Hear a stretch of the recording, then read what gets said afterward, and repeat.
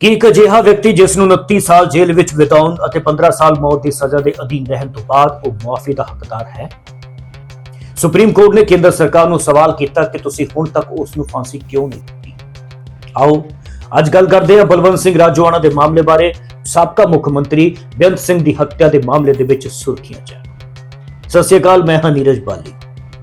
ਰਾਜੋਆਣਾ ਦਾ ਮਸਲਾ ਜੋ ਪੰਜਾਬ ਦੀ ਸਿਆਸਤ ਅਤੇ ਨਿਆਂ ਪ੍ਰਣਾਲੀ ਦੇ ਇਤਿਹਾਸ ਦੇ ਵਿੱਚ ਬਹੁਤ ਅਹਿਮ ਹੁਣ ਬਣ ਚੁੱਕਾ ਹੈ। ਬਲਵੰਤ ਸਿੰਘ ਰਾਜੋਆਣਾ, ਜਿਸ ਨੂੰ 1995 ਵਿੱਚ ਪੰਜਾਬ ਦੇ ਮੁੱਖ ਮੰਤਰੀ ਬੇਅੰਤ ਸਿੰਘ ਦੀ ਹੱਤਿਆ ਦੇ ਮਾਮਲੇ ਦੇ ਵਿੱਚ ਮੌਤ ਦੀ ਸਜ਼ਾ ਸੁਣਾਈ ਗਈ ਸੀ, ਨੇ ਸੁਪਰੀਮ ਕੋਰਟ ਵਿੱਚ ਮੁਆਫੀ ਅਰਜ਼ੀ ਦਾਇਰ ਕੀਤੀ ਹੈ। ਪਰ ਸਵਾਲ ਇਹ ਹੈ ਕਿ 15 ਸਾਲਾਂ ਤੋਂ ਮੌਤ ਦੀ ਸਜ਼ਾ ਦੇ ਅਧੀਨ ਰਹਿਣ ਵਾਲੇ ਰਾਜੋਆਣਾ ਦੀ ਅਰਜ਼ੀ ਤੇ ਸਰਕਾਰ ਨੇ ਹੁਣ ਤੱਕ ਕੋਈ ਫੈਸਲਾ ਅਜੇ ਤੱਕ ਕਿਉਂ ਨਹੀਂ ਲਿਆ। ਆਓ ਇਸ ਪੂਰੇ ਮਾਮਲੇ ਦੀ ਪੂਰੀ ਕਹਾਣੀ ਜਾਣਦੇ ਹਾਂ, ਸੱਤਾ ਸਿਸਟਮ ਨੂੰ ਤੇ ਸਿਆਸਤ ਨੂੰ ਸਮਝਣ ਦੀ ਕੋਸ਼ਿਸ਼ ਕਰਦੇ ਹਾਂ। 31 ਅਗਸਤ 1995 ਨੂੰ ਚੰਡੀਗੜ੍ਹ ਦੇ ਸਕੱਤਰੇਤ ਕੰਪਲੈਕਸ ਦੇ ਵਿੱਚ ਇੱਕ ਭਿਆਨਕ ਆਤਮਘਾਤੀ ਬੰਬ ਧਮਾਕਾ। ਇਸ ਧਮਾਕੇ ਦੇ ਵਿੱਚ ਪੰਜਾਬ ਦੇ ਤਤਕਾਲੀ ਮੁੱਖ ਮੰਤਰੀ ਬੇਅੰਤ ਸਿੰਘ ਸਮੇਤ 16 ਹੋਰ ਵਿਅਕਤੀਆਂ ਦੀ ਮੌਤ। ਇਸ ਹਮਲੇ ਦੀ ਜ਼ਿੰਮੇਵਾਰੀ ਬੱਬਰ ਖਾਲਸਾ ਇੰਟਰਨੈਸ਼ਨਲ ਨੇ ਲਈ, ਜਿਸ ਦਾ ਮਕਸਦ ਸਿੱਖਾਂ ਲਈ ਖਾਲਿਸਤਾਨ ਨਾਮਕ ਸੁਤੰਤਰ ਰਾਜ ਸਥਾਪਿਤ ਕਰਨਾ ਸੀ। ਇਸ ਮਾਮਲੇ ਦਾ ਮੁੱਖ ਦੋਸ਼ੀ ਦਿਲਾਵਰ ਸਿੰਘ ਸੀ, ਜੋ ਪੰਜਾਬ ਪੁਲਿਸ ਦਾ ਅਧਿਕਾਰੀ ਸੀ। ਉਸਨੇ ਬਲਵੰਤ ਸਿੰਘ ਰਾਜੋਆਣਾ ਅਤੇ ਲਖਵਿੰਦਰ ਸਿੰਘ ਦੇ ਨਾਲ ਮਿਲ ਕੇ ਇਹ ਸਾਜ਼ਿਸ਼ ਰਚੀ ਸੀ। ਰਾਜੋਆਣਾ, ਜੋ ਉਸ ਸਮੇਂ ਪੰਜਾਬ ਪੁਲਿਸ ਕਾਂਸਟੇਬਲ ਸੀ, ਨੇ ਦਿਲਾਵਰ ਸਿੰਘ ਨੂੰ ਸੁਰੱਖਿਆ ਘੇਰੇ ਨੂੰ ਪਾਰ ਕਰਕੇ ਮੁੱਖ ਮੰਤਰੀ ਤੱਕ ਪਹੁੰਚਾਉਣ ਦੇ ਵਿੱਚ ਮਦਦ ਕੀਤੀ ਅਤੇ ਯੋਜਨਾ ਨਾਕਾਮ ਹੋਣ ਦੀ ਸਥਿਤੀ ਦੇ ਵਿੱਚ ਬੈਕਅਪ ਵਿਸਫੋਟ ਡਿਵਾਈਸ ਵੀ ਤਿਆਰ ਰੱਖੀ ਸੀ। 27 ਜੁਲਾਈ 2007 ਨੂੰ ਸੀਬੀਆਈ ਦੀ ਵਿਸ਼ੇਸ਼ ਅਦਾਲਤ ਨੇ ਰਾਜੋਆਣਾ ਨੂੰ ਭਾਰਤੀ ਦੰਡਾਵਲੀ ਦੀਆਂ ਧਾਰਾਵਾਂ 120, 302, 307 ਅਤੇ ਵਿਸਫੋਟਕ ਪਦਾਰਥ ਐਕਟ ਦੀਆਂ ਧਾਰਾਵਾਂ ਅਧੀਨ ਦੋਸ਼ੀ ਠਹਿਰਾਇਆ ਸੀ।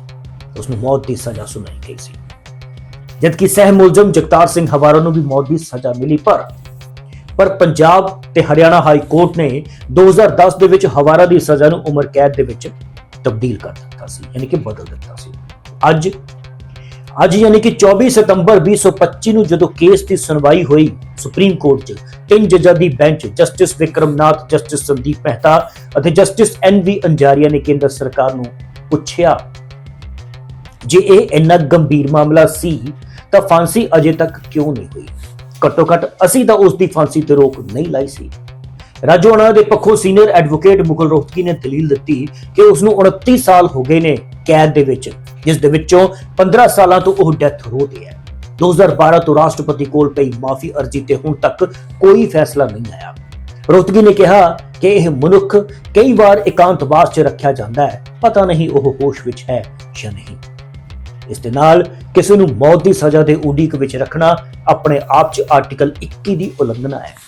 ਰੋਹਤਗੀ ਨੇ ਕੋਰਟ ਨੂੰ ਯਾਦ ਦਿਵਾਇਆ ਕਿ 1993 ਦੇ ਦਿੱਲੀ ਬੰਬ ਧਮਾਕੇ ਦੇ ਦੋਸ਼ੀ ਦਵਿੰਦਰਪਾਲ ਸਿੰਘ ਭੁੱਲਰ ਦੀ ਸਜ਼ਾ ਵੀ ਫਾਂਸੀ ਤੋਂ ਬਦਲ ਕੇ ਉਮਰ ਕੈਦ ਦੇ ਵਿੱਚ ਕਰ ਦਿੱਤੀ ਗਈ ਸੀ, ਕਿਉਂਕਿ ਉਸ ਦੀ ਮਾਫੀ ਅਰਜ਼ੀ 8 ਸਾਲ ਤੱਕ ਲਟਕੀ ਰਹੀ। ਉਸ ਦੇ ਮਾਨਸਿਕ ਹਾਲਾਤ ਵੀ ਵਿਗੜ ਗਏ ਸਨ। ਉਹਨਾਂ ਕਿਹਾ, ਜੇ ਭੁੱਲਰ ਦੀ ਸਜ਼ਾ ਦੇ ਨਾਲ ਅਜਿਹਾ ਹੋ ਸਕਦਾ ਹੈ ਤਾਂ ਰਾਜੋਆਣਾ ਦਾ ਕੇਸ ਤਾਂ ਹੋਰ ਵੀ ਮਜ਼ਬੂਤ ਹੈ। 30 ਸਾਲ ਤੋਂ ਜੇਲ੍ਹ ਵਿੱਚ ਹੈ ਲਗਭਗ। ਹੁਣ ਉਸ ਨੂੰ ਮੌਤ ਦੇ ਖੌਫ 'ਚ ਰੱਖਣਾ ਨਿਆਂ ਨਹੀਂ ਹੈ। ਕੇਂਦਰ ਸਰਕਾਰ ਵੱਲੋਂ additional solicitor general KM Nataraj ਨੇ ਅਦਾਲਤ ਤੋਂ ਸਮਾਂ ਮੰਗਿਆ ਕਿ ਉਹ ਸਥਿਤੀ ਰਿਪੋਰਟ ਦਾਇਰ ਕਰਨਗੇ। ਉਹਨਾਂ ਦਾ ਕਹਿਣਾ ਸੀ ਕਿ ਇਹ ਕੇਸ ਸਿਰਫ ਕਾਨੂੰਨੀ ਨਹੀਂ ਬਲਕਿ ਰਾਸ਼ਟਰੀ ਸੁਰੱਖਿਆ ਦੇ ਨਾਲ ਵੀ ਜੁੜਿਆ ਹੋਇਆ ਹੈ। ਕਿਉਂਕਿ ਇਸ ਦਾ ਸਿੱਧਾ ਅਸਰ ਕਾਨੂੰਨ ਵਿਵਸਥਾ ਤੇ ਪਿਆ ਸੀ ਅਤੇ ਕਈ ਵਾਰ ਦੰਗੇ ਫਸਾਦ ਹੋਏ। ਇਹ ਦਲੀਲ ਦਿੱਤੀ ਗਈ ਸੁਪਰੀਮ ਕੋਰਟ ਦੇ ਵਿੱਚ। ਇਸ ਤੇ ਜਸਟਿਸ ਮਹਿਤਾ ਨੇ ਕਿਹਾ ਕਿ ਰਾਸ਼ਟਰੀ ਸੁਰੱਖਿਆ ਦੀ ਗੱਲ ਕਰਦੇ ਹੋ, ਪਰ 15 ਸਾਲ ਤੋਂ ਕਿਉਂ ਚੁੱਪ ਬੈਠੇ ਹੋ? ਜੇ ਐਸਾ ਸੀ ਤਾਂ ਉਸ ਵੇਲੇ ਹੀ ਫਾਂਸੀ ਹੋ ਜਾਣੀ ਚਾਹੀਦੀ ਸੀ। ਪਰ ਗੌਰ ਕਰਨ ਵਾਲੀ ਇੱਥੇ ਗੱਲ ਖਾਸ ਤੌਰ ਤੇ ਇੱਕ ਇਹ ਹੈ, ਰਿਪੋਰਟ ਸੁਪਰੀਮ ਕੋਰਟ ਆਪਣੇ ਇੱਕ ਮਹੱਤਵਪੂਰਨ ਫੈਸਲੇ 'ਚ ਖੁਦ ਕਹਿ ਚੁੱਕਾ ਹੈ ਕਿ ਸਜ਼ਾ ਪੂਰੀ ਹੋਣ ਤੋਂ ਬਾਅਦ ਦੋਸ਼ੀ ਨੂੰ ਜੇਲ੍ਹ 'ਚ ਰੱਖਣਾ ਗੈਰ ਕਾਨੂੰਨੀ ਹੈ। ਇਸੇ ਸਾਲ 22 ਅਪ੍ਰੈਲ ਨੂੰ ਇਹ ਖਬਰ ਛਪੀ ਸੀ, ਜਿਸ 'ਚ ਸਾਫ਼-ਸਾਫ਼ ਲਿਖਿਆ ਕਿ ਸਜ਼ਾ ਪੂਰੀ ਹੋਣ ਤੋਂ ਬਾਅਦ ਦੋਸ਼ੀ ਨੂੰ ਜੇਲ੍ਹ ਦੇ ਵਿੱਚ ਰੱਖਣਾ ਗੈਰ ਕਾਨੂੰਨੀ ਹੈ। ਮਸਲਾ ਨਿਤਿਸ਼ ਕਟਾਰਾ ਹੱਤਿਆਕਾਂਡ ਦੇ ਨਾਲ ਜੁੜਿਆ ਹੋਇਆ ਸੀ। ਸੁਖਦੇਵ ਯਾਦਵ ਔਰ ਪਹਿਲਵਾਨ ਇਸ ਮਸਲੇ ਦੇ ਵਿੱਚ 20 ਸਾਲ ਸਜ਼ਾ ਕੱਟ ਚੁੱਕਾ ਸੀ ਤੇ ਉਸ ਨੂੰ ਰਿਹਾ ਨਹੀਂ ਕੀਤਾ ਗਿਆ ਸੀ, ਜੋ ਸੁਪਰੀਮ ਕੋਰਟ ਨੇ ਇੱਕ ਅਹਿਮ ਫੈਸਲੇ 'ਚ ਸਾਫ਼-ਸਾਫ਼ ਕਿਹਾ। ਸਜ਼ਾ ਪੂਰੀ ਹੋਣ ਤੋਂ ਬਾਅਦ ਦੋਸ਼ੀ ਨੂੰ ਜੇਲ੍ਹ ਦੇ ਵਿੱਚ ਰੱਖਣਾ ਗੈਰ ਕਾਨੂੰਨੀ ਹੈ। ਅਦਾਲਤ ਨੇ ਕਿਹਾ ਸੀ ਕਿ ਅਸੀਂ ਇੱਕ ਵਿਅਕਤੀ ਦੀ ਸੁਤੰਤਰਤਾ ਤੇ ਸੁਣਵਾਈ ਕਰ ਰਹੇ ਹਾਂ ਤੇ ਫਿਰ ਅਗਸਤ 13 ਦੇ ਦਿਨ ਵੀ ਇਸੇ ਮਸਲੇ ਤੇ ਸੁਪਰੀਮ ਕੋਰਟ ਨੇ ਇਸੇ ਮਹੀਨੇ ਸਾਫ਼-ਸਾਫ਼ ਕਿਹਾ ਕਿ ਸਜ਼ਾ ਪੂਰੀ ਹੋਣ ਤੋਂ ਬਾਅਦ ਦੋਸ਼ੀ ਨੂੰ ਜੇਲ੍ਹ 'ਚ ਰੱਖਣਾ ਗੈਰ ਕਾਨੂੰਨੀ ਹੈ। ਤੇ ਰਾਜੂਆਣਾ ਦੇ ਮਾਮਲੇ 'ਚ ਰਾਜੂਆਣਾ 29 ਸਾਲ ਜੇਲ੍ਹ ਦੇ ਵਿੱਚ ਬਿਤਾਉਣ ਅਤੇ 15 ਸਾਲ ਮੌਤ ਦੀ ਸਜ਼ਾ ਦੇ ਅਧੀਨ ਰਹਿਣ ਤੋਂ ਬਾਅਦ ਉਹ ਮਾਫੀ ਦਾ ਹੱਕਦਾਰ ਹੈ ਕਿ ਨਹੀਂ, ਇਸ ਤੇ ਚਰਚਾ ਚੱਲ ਰਹੀ ਹੈ। ਦਰਅਸਲ ਰਾਜੂਆਣਾ ਦੀ ਮੌਤ ਦੀ ਸਜ਼ਾ ਤੇ 2012 ਦੇ ਵਿੱਚ ਰੋਕ ਲੱਗ ਗਈ ਸੀ, ਜਦੋਂ ਸ਼੍ਰੋਮਣੀ ਗੁਰਦੁਆਰਾ ਪ੍ਰਬੰਧਕ ਕਮੇਟੀ ਨੇ ਸੰਵਿਧਾਨ ਦੀ ਧਾਰਾ 72 ਦੇ ਅਧੀਨ ਰਾਸ਼ਟਰਪਤੀ ਨੂੰ ਮੁਆਫੀ ਅਰਜ਼ੀ ਦਾਇਰ ਕੀਤੀ। ਪਰ 2012 ਤੋਂ ਇਸ ਅਰਜ਼ੀ ਤੇ ਕੋਈ ਫੈਸਲਾ ਲਿਆ ਹੀ ਨਹੀਂ ਗਿਆ। ਸੀਨੀਅਰ ਵਕੀਲ ਮੁਕੁਲ ਰੋਹਤਗੀ ਨੇ ਸੁਪਰੀਮ ਕੋਰਟ ਵਿੱਚ ਦਲੀਲ ਦਿੱਤੀ ਸੀ ਕਿ ਰਾਜੂਆਣਾ ਪਿਛਲੇ 29 ਸਾਲਾਂ ਤੋਂ ਜੇਲ੍ਹ ਦੇ ਵਿੱਚ ਹੈ ਅਤੇ 15 ਸਾਲਾਂ ਤੋਂ ਮੌਤ ਦੀ ਸਜ਼ਾ ਦੇ ਅਧੀਨ ਹੈ। ਰੋਹਤਗੀ ਨੇ ਕਿਹਾ ਕਿ ਮਾਮਲਾ ਸੰਵਿਧਾਨ ਦੀ ਧਾਰਾ 21 ਯਾਨੀ ਕਿ ਜੀਵਨ ਅਤੇ ਨਿੱਜੀ ਸੁਤੰਤਰਤਾ ਦਾ ਅਧਿਕਾਰ ਅਤੇ ਸੀਆਰਪੀਸੀ ਦੀ ਧਾਰਾ 433 ਦੇ ਨਾਲ ਜੁੜਿਆ ਹੋਇਆ ਹੈ। ਅਦਾਲਤ ਨੇ 2.5 ਸਾਲ ਪਹਿਲਾਂ ਕਿਹਾ ਸੀ ਕਿ ਅਰਜ਼ੀ ਤੇ ਜਲਦੀ ਫੈਸਲਾ ਲੈਣਾ ਚਾਹੀਦਾ, ਪਰ ਅਜੇ ਤੱਕ ਕੁਝ ਨਹੀਂ ਹੋਇਆ। ਉਹਨਾਂ ਨੇ 1993 ਦੇ ਦਿੱਲੀ ਬੰਬ ਧਮਾਕੇ ਦੇ ਮੁਲਜ਼ਮ ਦਵਿੰਦਰਪਾਲ ਸਿੰਘ ਭੁੱਲਰ ਦੇ ਮਾਮਲੇ ਦਾ ਹਵਾਲਾ ਦਿੱਤਾ, ਜਿਸ ਦੀ ਮੌਤ ਦੀ ਸਜ਼ਾ ਨੂੰ 8 ਸਾਲ ਦੀ ਦੇਰੀ ਅਤੇ ਮਾਨਸਿਕ ਸਿਹਤ ਦੇ ਆਧਾਰ ਤੇ ਉਮਰ ਕੈਦ ਵਿੱਚ ਬਦਲ ਦਿੱਤਾ ਗਿਆ ਸੀ, ਜੋ ਕਿ ਤੁਹਾਨੂੰ ਅਸੀਂ ਪਹਿਲਾਂ ਦੱਸਿਆ। ਰੋਹਤਗੀ ਨੇ ਕਿਹਾ ਕਿ ਭੁੱਲਰ ਦੀ ਸਜ਼ਾ ਬਦਲੀ ਗਈ ਅਤੇ ਅੱਜ ਉਹ ਜੇਲ੍ਹ ਤੋਂ ਬਾਹਰ ਹੈ। ਮੈਂ ਸਿਰਫ ਇਹ ਮੰਗ ਕਰ ਰਿਹਾ ਹਾਂ ਕਿ ਰਾਜੂਆਣਾ ਨੂੰ ਮੌਤ ਦੀ ਸਜ਼ਾ ਦੇ ਅਧੀਨ ਨਾ ਰੱਖਿਆ ਜਾਵੇ। ਸੁਪਰੀਮ ਕੋਰਟ ਦੀ ਬੈਂਚ, ਜਿਸ ਵਿੱਚ ਜਸਟਿਸ ਵਿਕਰਮ ਨਾਥ, ਸੰਦੀਪ ਮਹਿਤਾ ਅਤੇ ਐਨਵੀ ਅੰਜਾਰੀਆ ਸ਼ਾਮਿਲ ਸਨ, ਨੇ ਕੇਂਦਰ ਸਰਕਾਰ ਨੂੰ ਸਖਤ ਸਵਾਲ ਕੀਤੇ। ਜਸਟਿਸ ਮਹਿਤਾ ਨੇ ਕਿਹਾ ਕਿ ਸਵਾਲ ਇਹ ਹੈ ਕਿ ਤੁਸੀਂ ਹੁਣ ਤੱਕ ਰਾਜੂਆਣਾ ਨੂੰ ਫਾਂਸੀ ਕਿਉਂ ਨਹੀਂ ਦਿੱਤੀ, ਇਸ ਦੀ ਜ਼ਿੰਮੇਵਾਰ ਕੌਣ ਹੈ। ਕੇਂਦਰ ਵੱਲੋਂ ਪੇਸ਼ ਹੋਏ ਐਡੀਸ਼ਨਲ ਸੋਲਿਸਿਟਰ ਜਨਰਲ ਕੇ.ਐਮ. ਨਟਰਾਜ ਨੇ ਸਟੇਟਸ ਰਿਪੋਰਟ ਦਾਇਰ ਕਰਨ ਦੇ ਲਈ ਹੋਰ ਸਮਾਂ ਮੰਗ ਲਿਆ।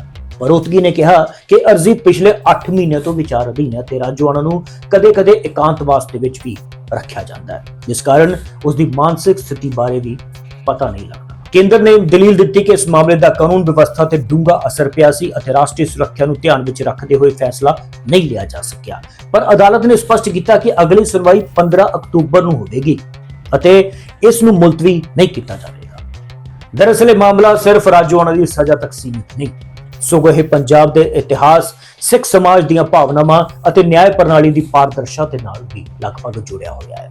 2019 ਵਿੱਚ ਕੇਂਦਰ ਸਰਕਾਰ ਨੇ ਸ਼੍ਰੀ ਗੁਰੂ ਨਾਨਕ ਦੇਵ ਜੀ ਦੇ 550ਵੇਂ ਪ੍ਰਕਾਸ਼ ਪੁਰਬ ਤੇ ਰਾਜੂਆਣਾ ਦੀ ਸਜ਼ਾ ਨੂੰ ਉਮਰ ਕੈਦ ਵਿੱਚ ਬਦਲਣ ਅਤੇ 8 ਹੋਰ ਸਿੱਖ ਕੈਦੀਆਂ ਦੀ ਅਗੇਤੇ ਰਿਹਾਈ ਦਾ ਐਲਾਨ ਕੀਤਾ ਸੀ। ਪਰ ਗ੍ਰਹਿ ਮੰਤਰੀ ਅਮਿਤ ਸ਼ਾਹ ਨੇ ਬਾਅਦ ਵਿੱਚ ਸਪਸ਼ਟ ਕੀਤਾ ਕਿ ਰਾਜੂਆਣਾ ਨੂੰ ਮਾਫੀ ਨਹੀਂ ਦਿੱਤੀ ਜਾਵੇਗੀ।